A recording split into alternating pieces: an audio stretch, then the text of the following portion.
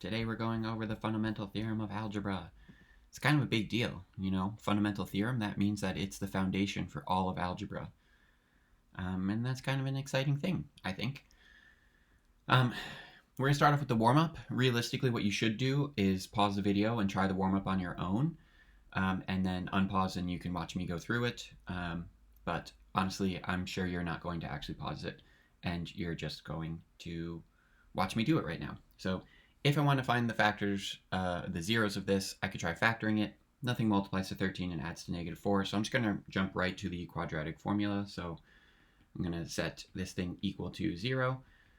I'm going to say what a, b, and c are. So I got a is -1, b is -4, and c is 13. And then I'm going to just do the math all the way out, right? So -b plus or minus the square root of b squared minus 4ac. Whoop, we're getting imaginary numbers here. And we're going to get 4 plus or minus, let's see, 52. I totally didn't just look at my answer key to get that number. Don't worry. Definitely knew what that was off the top of my head. All right, so we get 2 plus or minus 3i. So these are our zeros, or our solutions when we set this equal to 0. So we get two imaginary numbers, 2 plus 3i and 2 minus 3i. And what warm-up 2 is asking us to do is to say, hey, if we know that those are the zeros, is there a way that we can work backwards and figure out what the original quadratic function was that they came from, right? So we've been doing this with real numbers. If we had like 2 and -3, we would say, oh, okay, we can write those as, you know, x minus 2 times x plus 3, and then if we fold that out, we would get x squared plus x minus 6, and that's the original quadratic function that gave us these two zeros. So we want to see if we can do that with these imaginary zeros as well. And we could technically do what I just did here and write them as x minus 2 plus 3i in giant gross brackets and x minus 2 minus 3i, which is exactly what we did over here with the 2 and the 3. We always just do x minus what the 0 is. And then I could FOIL and simplify, and it's just, that's a hot mess if we were to do that. And really likely to mess up with distributing the negative signs and then everything. So we're not going to do it that way. Instead, we're going to come over and say, hey, if we have 2 plus or minus 3i, and we're going to say, hey, I is really a square root. So if I get I by itself, I can just square both sides, and that will help me get rid of the square root.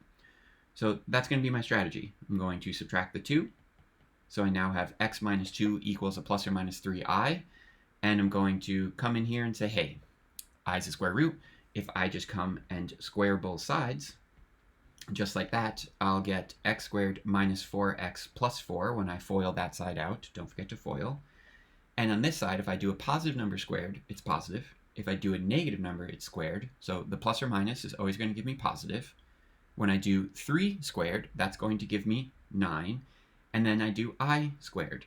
And we know that I squared is going to be -1. So what we actually have is x squared minus 4x plus 4 equals -9.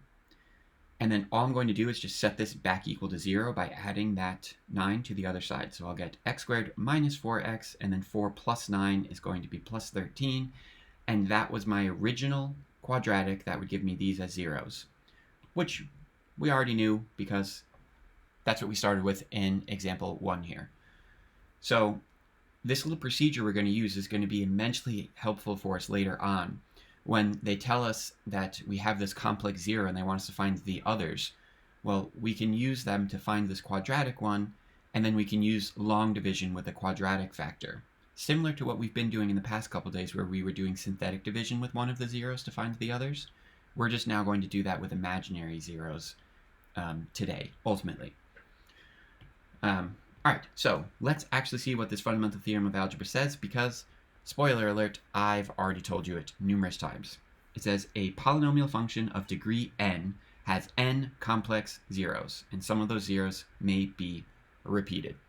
So, to summarize, that just means that the degree is always going to equal the number of zeros or solutions that the graph has, and those could be both real numbers or imaginary or complex numbers. Kind of cutting off there on the side, I think. All right. So That's big, but we already knew that, right? So if we were looking at the example down below, x to the fourth, we know that there's going to be 4 solutions, so that's nothing new. So let's just jump into working with imaginary solutions as zeros and trying to figure out how we can do the same type of math with them.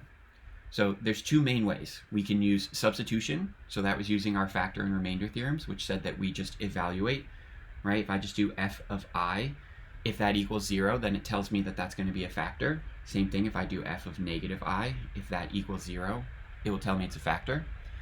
Now, that's kind of annoying, but let's just go through the effort and show you. So if I do f of I, I'm going to do I to the fourth minus 5I to the third plus 7I squared minus 5I plus 6. And now I just need to reduce. So I to the fourth, we know that that is going to be 1. An I to the third is a negative I, so that's going to make this plus 5I. A I squared is negative 1, so that's going to become a negative 7. We have a minus 5I, and then we have plus 6. So let's see, our 5i's are going to cancel, and then we have 1 minus 7 plus 6. That's all going to end up equaling 0. So I is in fact a 0 of this function. Let's check negative I now as well. So if I do negative I to the fourth, I can basically ignore the negative sign. If I do a negative I to the third, I can pull the negative sign out front, so it'll be like that. And then plus 7I squared, and then plus 5I, and then plus 6, and we'll do our same thing. I to the fourth is really 1. A 5I to the third is really going to be a negative 5I. This is going to be a negative 7 plus 5I plus 6, and this should look kind of familiar because it's basically what we just had. And the 5i's will cancel. The 1, the negative 7, and the positive 6 are all going to cancel out, and we're going to get 0. So that means that both plus or minus I are zeros of this function. Okay, and we just check that doing substitution, just like we've been doing the last couple days with normal zeros. It's just that now they're imaginary. And just like before, we were able to use synthetic division. So technically, we could do synthetic division for number 3. We could do it for number 4 as well, but it's a beast. And I mean that quite literally. It's very obnoxious and annoying to do. And so what we're going to do is use that little shortcut that we learned in warm-up number 2 to turn zeros into quadratic factors, and then use the quadratic factor to divide the polynomial to make it a little easier for us to work with. Okay, so we're going to start off over here on the side, and we're going to turn the 2 zeros that they're checking, or we're checking here, right? So 2 plus or minus 3i. We want to see whether or not those are going to equal zeros. So if we do the division and we get a remainder of 0, then we know that's going to work.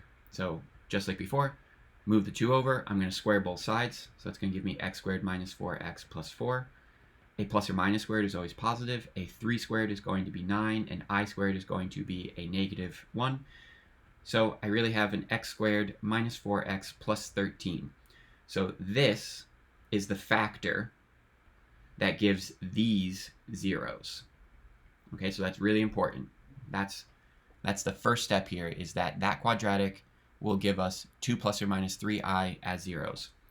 So if we use that quadratic to do long division with our f of x, and we get a remainder of 0, then we know for a fact that those are actually solutions to this ginormous f of x equation. So let's just do the math. I want an x to the fourth. I only have an x squared, so I'm going to multiply by x squared. That's going to give me x to the fourth minus 4x to the third plus 13x squared, and then I'm subtracting, so I'm flipping the sign of everything. So I'll get a negative x to the third minus 2x squared plus 11x once I bring that down. I need a negative x to the third, so I'm going to multiply by a negative x, which is going to give me all of this fun stuff, but I'm subtracting, so I'm going to flip the sign of everything. So I get a negative 6x squared plus 24x minus 78. Okay, I need a 6x squared, so I'm going to multiply by a negative 6. So negative 6x squared plus 24x, and 13 times negative 6 is in fact going to be 78. And when I flip the signs of everything, I'm going to get a remainder of 0. So since we got a remainder of 0, that means that these are zeros. So x equals 2 plus or minus 3i are zeros of f of x because we got a remainder of 0. Make sense? I hope so. All right, the next thing is a your turn. So what you should do is pause the video and try it on your own. And then once you've, decided whether or not they are zeros or are not zeros, then you can unpause and either skip ahead a couple minutes to get to the answer or watch through me just talking through it. Or what you're probably going to do is just copy down exactly what I do and not try it on your own. But you shouldn't. You should try it on your own. So if we want to check if these things are zeros, we're going to do our same little procedure. So we're going to figure out what was the quadratic factor that 1 plus or minus 3i came from. So I'm going to get x squared minus 2x plus 1 equals plus or minus squared is always positive, 3 squared is 9, I squared is going to be negative 1. So I'm going to end up with x squared minus 2x plus 10. And just to summarize again, this is the factor that will give these as zeros. So if I divide by x squared minus 2x plus 10, it's really like I'm dividing by the zeros 1 plus or minus 3i. Okay, so let's do that division. I'm going to have x to the 4th minus 3x to the 3rd. Oh my god, this is so much math. Whew, what was I thinking when I made this for you? We need an x to the 4th. Only have an x squared, so I'm going to do x squared times all of these things. So it's going to give me all of this. Kind of forgot how difficult it is to talk while trying to do math at the exact same time. Ooh, that's kind of fun. We got a 0x squared floating around right now. Interesting. Need to do a negative x here. That's going to give me a negative x to the 3rd, a plus 2x squared, and a minus 10x. But of course, I'm subtracting, so I'm going to flip the signs of everything. It's going to give me a negative 2x squared, a plus 4x, and a minus 20. Okay, so I'm going to do minus 2 way up here. So negative 2x squared plus 4x minus 20. Flip the sign of everything, and we get a remainder of 0. So that means that 1 plus or minus 3i are, in fact, zeros of f of x because we got a remainder of 0. And we're happy about that. So we put a smiley face. All right. Next thing we got here is called the linear factorization theorem. And remember, don't freak out about that word theorem. Literally everything that I've taught you all school year has that word theorem. It's just that occasionally we put the word in there and sometimes we don't. This theorem basically just says that we can always write every single polynomial function as a linear factorization, which means that each factor is linear. So that's what all of this junk up here is saying. Is here are a bunch of factors in parentheses, and since it's x to the 1st, it's always going to be linear, okay? And that will always have the same number of degrees, will have that many factors. I don't think I said that in English, but, whatever the degree is, that's how many factors we'll have if we do a linear factorization, okay? And just want to point out that if we had something like x minus 2, x minus 3, that is a linear factorization. Even if it has a multiplicity, it still is a linear factorization, and that's what this is saying. Some of them can be repeated. Because if we were to write this out, this would really be x minus 2, x minus 3, x minus 3, x minus 3, and they would all be linear, okay? So it's super important that the number, the x value inside the parenthesis is the thing that is being written as x to the 1st, okay? So the whole parenthesis can be written to a power, but the x is to the 1st. So let's use that. Example 6 here says, given that plus or minus I are zeros of this function, rewrite the function as a product of linear factors, which is referred to as the linear factorization. So we're basically going to do exactly what we just did up here in these two examples, because we got a remainder of 0. If we had just factored x squared minus x minus 2, we would be able to write that as factors. Same thing in 4. If I had just factored x squared minus x minus 6, they would be factored. So let's do that with this example, and we have to do our little trick over here again. So we want to turn plus or minus I back into its quadratic factor. So I'm going to square both sides.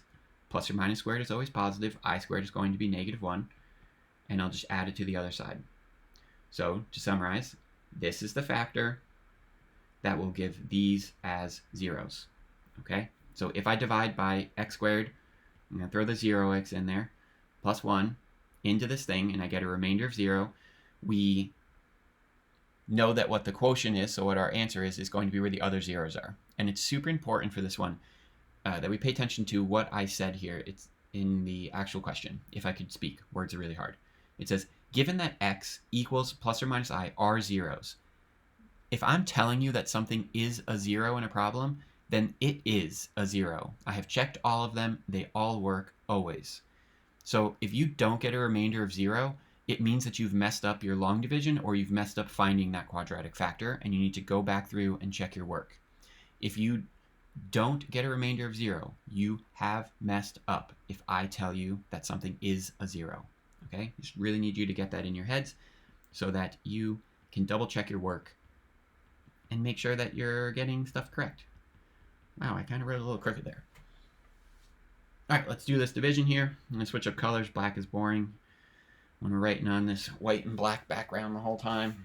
So x squared, we're going to get x to the fourth plus 0x to the third plus x squared. I'm subtracting. So I'm going to get negative 5x to the third plus 6x squared minus 5x. Okay, so I'm going to do a minus 5x up top. So that's going to give me 5x to the third plus 0x squared minus 5x. And I am subtracting, so I'm going to get 6x squared plus 0x, and then I can bring down the 6 from way up there. So I'm going to do plus 6. That's going to give me 6x squared plus 0x plus 6, and when I subtract all of those, I get a remainder of 0. So I know that I've done it correctly so far. So let's write out what we have so far in polynomial form. We have that the original f of x would be x squared plus 1, and then x squared minus 5x plus 6. So let's factor this a little bit further. So I'm going to do leave the x squared plus 1 alone for a little bit, and let's see, what multiplies to 6 and adds to a negative 5? That's going to be an x minus 3 and an x minus 2. So we're not fully factored right now in terms of the linear factorizations because we have this x squared plus 1. But we know from over here that that's just going to give us plus or minus I. So if we were to write this, we could just write it as x plus I and x minus I. And that's going to give us x squared plus 1 if we were to FOIL this all the way out. And then I just have the x minus 3 and the x minus 2. Okay, so there are my full linear factorization right there. Okay? So it's linear because each x value is raised to the first. I have 4 individual parentheses and it was degree 4. So that's how we know that we're done and we have a full linear factorization. Okay? Now it says for 7, use that linear factorization and identify what the zeros are and what the x-intercepts are. So here's a fun thing. So our zeros, I think we can get this, right? We're going to get plus or minus I. We're going to get 3 and 2. That's pretty straightforward. In terms of x-intercepts, though, imaginary numbers can't be x-intercepts. So our only x-intercepts are going to actually be 3, 0 and 2, 0. And that's why when we introduce those vocab words of factors, x-intercepts, solutions, and zeros, and I said, hey, these all kind of mean the same thing with a tiny exception of x-intercepts a little bit later on, it's because we can use factors, solutions, and zeros pretty interchangeably with real numbers or complex numbers, and we'll always be able to discern what we're talking about. But when we jump to x-intercepts, only real zeros and real solutions and real factors can become x-intercepts. So imaginary ones can never become x-intercepts. And there is our answer for number 7. All right, so we got another your turn. So what you should do is pause the video here and then jump back in once you have tried it yourself and see how it goes. And you can either watch or fast forward through what I'm doing, or realistically what you're going to do is just watch me do it and not practice on your own and then struggle with the homework. So here we go. Find the linear factorization of the function f of x equals x to the fourth, blah, blah, blah, blah, blah. So I'm going to have 4 parentheses when I'm all said and done. And it says, we know that 3 plus or minus 4i are zeros. So since I know those are zeros, I'm going to turn them into their quadratic factor and use that to divide. So I'm going to just go through our little motion of finding that quadratic factor, right? So I get the I value by itself. I square both sides. Okay, plus or minus squared is always positive. 4 squared is 16. I squared is going to be a negative number. So when I add this over, I will get an x squared minus 6x plus 25. Again, that's the factor that gives us 3 plus or minus 4i as zeros. And now I want to do long division with this. And again, because I told you that they were zeros, you should get a remainder of 0. If you do not, it means that you've either messed up in finding the x squared minus 6x plus 25, or you've messed up in your long division. So you have to go back and check each one and see what's going on with it. All right, want an x to the fourth, have an x squared, so I'm going to multiply by x squared. That's going to give me x to the fourth minus 6x to the third plus 25x squared. I am subtracting those, so that's going to give me 2x to the third minus 20x squared plus 98x. And let's see, that's going to be plus 2x up top, so 2x to the third minus 12x squared. Oh my gosh, plus 50x. Numbers are getting kind of large here. I'm getting a little nervous. Negative 8x squared. Ooh, boy. What is that, 48? I'm going to say it's 48. X. Minus 200. I'm going to do a minus 8 up top, so we're going to get negative 8x squared. 6 times 8 just so happens to be 48x, and 25 times 8 is going to be 200. And we are subtracting, so we'll flip the sign of everything, and we got a remainder of 0. So right now, if I were to write a summary, we know that f of x is actually that x squared minus 6x plus 25 times our quotient, x squared plus 2x minus 8. So our goal now is to try to factor the x squared plus 2x minus 8 part, because we already know what the x squared minus 6x plus 25 is going to give us. It's going to give us the 3 plus or minus 4i. So I'm going to ignore that for a little bit and try to factor the second one. So what's going to multiply to 8 but add to 2, and that's going to be a positive 4 and a negative 2.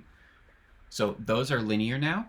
And here's the super obnoxious thing when we have to write complex zeros like 3 plus or minus 4i. We can't do like what we did before, where we just write x plus I, x minus I, because it's more complex than that, because we have more going on. So I'm going to switch to a different color because I feel like it. I'm going to do a giant bracket, and let me just do a sidebar just to explain what's about to happen. So if I had x equals 4 and x equals, let's do negative 4 and x equals 2, officially what we're doing is we're always subtracting that by moving it to the other side. So that's realistically what I'm doing here, which would give me an x plus 4, it flips the sign, and x minus 2, it flips the sign. So when I have these complex zeros, I'm going to do x and then minus the 0. So I'm going to do parentheses minus 3 plus 4i, and I'm going to do x minus parentheses 3 minus 4i. So I'm subtracting the full 0, okay? Not just the first part. If you don't put the parentheses, then things can get messed up, okay? So we're going to do x minus the full thing, 3 plus 4i, x minus the full thing, 3 minus 4i, and then we have the x plus 4 and the x minus 2. And we don't need to do anything else with this. I know it looks gross and it's kind of messy, but this is a full linear factorization of this f of x, because we have x to the first, x to the first, x to the first, x to the first. And we ultimately only have 4 giant parentheses for our factorization. And there you go. That's the answer. If you want to know what the zeros are, right, the zeros are 3 plus or minus 4i, negative 4, and positive 2. And the x-intercepts are only the real values, so they would only be at negative 4, 0, and 2, 0. So we wouldn't do anything with the imaginary. All right, we got just a tiny bit left here. So irreducible over the reals. Ooh, sounds fancy. I scrolled too much over here, my bad. A quadratic expression with real coefficients but no real zeros is said to be irreducible over the reals. So, for example, the ones that we just had here, like this, x squared minus 6x plus 25, that is impossible for us to write as a linear factorization without using imaginary numbers. So we call this quadratic, x squared minus 6x plus 25, irreducible, because there's no way to make it smaller without going into imaginary numbers. And it's been like that for all of them. This x squared plus 1, irreducible. If I just keep going up. X squared minus 2x plus 10, irreducible, okay? These other ones, x squared minus x minus 2, that's reducible because we can write it with real numbers, right? Same thing, x squared minus 5x, I don't know about this one in particular. Yeah, minus 2 and minus 3 is what it factors to, so yeah. if we can write a quadratic as smaller using real numbers, then it's not irreducible. If we can't write it without using imaginary numbers, then it's irreducible. So this one says, hey, jump back up all the way to example 6. I guess I should have just stayed up there. Example 6, right here.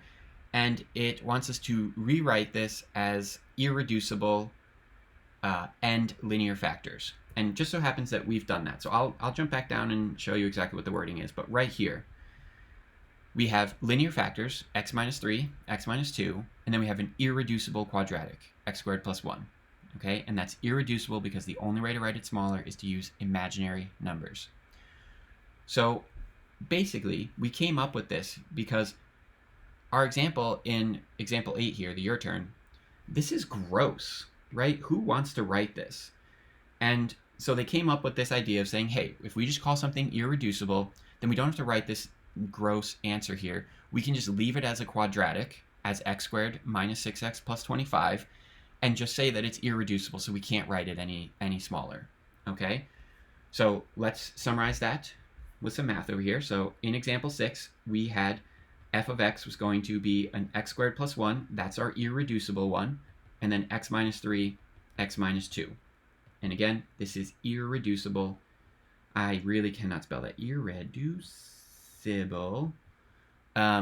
Because it will give imaginary solutions. Okay, so because it gives imaginary zeros. So if it gives imaginary zeros, it's irreducible. So number 10 is the your turn. It wants you to rewrite number 8 with irreducible quadratics and linear factors. And it just so happens that we've already done that again. So this right here is going to be the answer to the your turn way down there. X squared minus 6x plus 25 is irreducible because the only way to write it smaller is what I have highlighted in blue there, the x minus parentheses 3 plus 4i and the x minus parentheses 3 minus 4i. And then we have our x plus 4 and x minus 2. So x plus 4 and x minus 2 are linear factors, and the x squared minus 6x plus 25, irreducible. Okay, I know I've kind of said that a couple different times now, but that's really because I'm trying to get it stuck in your head so that you understand what I'm talking about. Let me just add it in here so that we officially have it written in here. Okay, so again, this is a product of linear and irreducible quadratics. So this guy is the irreducible one, and these two are our linear ones. Linear. Didn't spell that right at first. All right. You have some practice with this stuff. So we have number 1, find the full linear factorization. So it's x to the 4th. You're going to end up with 4 parentheses as your answer. Rewrite blah, blah, blah as a product of linear and irreducible quadratics. So we know that there's going to be at least one irreducible quadratic because the 3 plus or minus 4i is going to give us an irreducible quadratic. We have to check whether the quotient is also going to give us one or not. So I can't really tell you that off the top of my head. I've lost my mouse on the screen, so I can't scroll. That was awkward. There we go. 3 is going to be the same exact idea, right, as a product of that. And 4 ties back what we've been doing the last couple days, where we give this ginormous function, x to the 5th, and we want to write it as a product of its linear factors. So we're going to do the potential rational zeros theorem to make guesses about what zeros we think there are. We're going to use synthetic division to reduce it. Now this is an x to the 5th, so we're going to want to divide 3 times to get it down to an x squared, because once we get an x squared, we can either factor it or use the quadratic formula, as you can kind of see in the little notes there. And you have this whole page to do this work. And then you got some optional extra practice in case you want a little bit more to go on there with stuff. All right, I hope you're able to follow this through, and I will go over any of your questions the next time we have class. Okay, bye.